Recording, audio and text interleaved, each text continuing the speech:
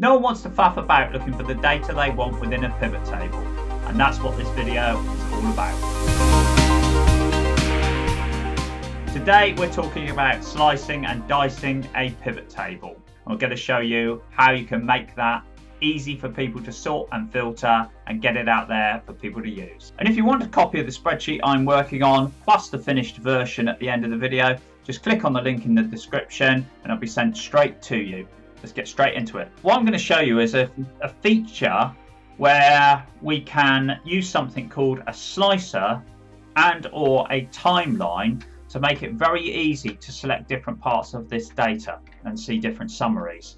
If we clicked on the pivot table, we'll go to the Analyze button and you'll see we have something called Insert Slicer and there's also Insert Timeline. I'm going to insert a slicer and what you get is an option of what you want to slice. And we can use something that's already in the pivot table, but I think what we'll do is we'll add customer segment. So we can tick that and hit OK. And what that does, I'll just move that over here somewhere. That gives us a box which we can incidentally resize, so we might want to make it like that. And we can click on any of these and it will instantly show the exact same pivot table for whichever one. So if we only want to see corporate, for example, there's a summary of corporate.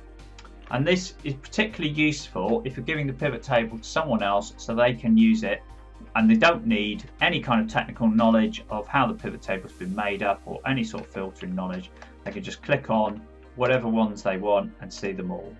And if you hold down the Control button, you can select multiple ones, and when you let go, the pivot table refreshes to show them all. You can also tick on this button where it says multi-select, and that allows you to also select several at the same time. So for example, if you just wanted to see that pivot table excluding corporate, click on that, multi-select, and do that. Now, you can make this look very good. So let's do that. And then if you want to clear the filter, click on clear filter at the top right, and you get it all back. And you can have as many of these as you like. So if we click back on the pivot table, we could analyze, we could insert another slicer, for example. And this time we could do it on customer segment. Oh, sorry, we've done customer segment. We could do province and hit OK. And then that would allow us, if we put down there, you can see it's given us a scroll bar now. Scroll through them because there's so many. But we could say put it up here and extend the box size to cover them all. Do something like that. And then because it's a pivot table field, it's showing that just that one at a time, but we could have multiple, and then you'll see it's just adding in rows, or we could clear it and put it back to everything.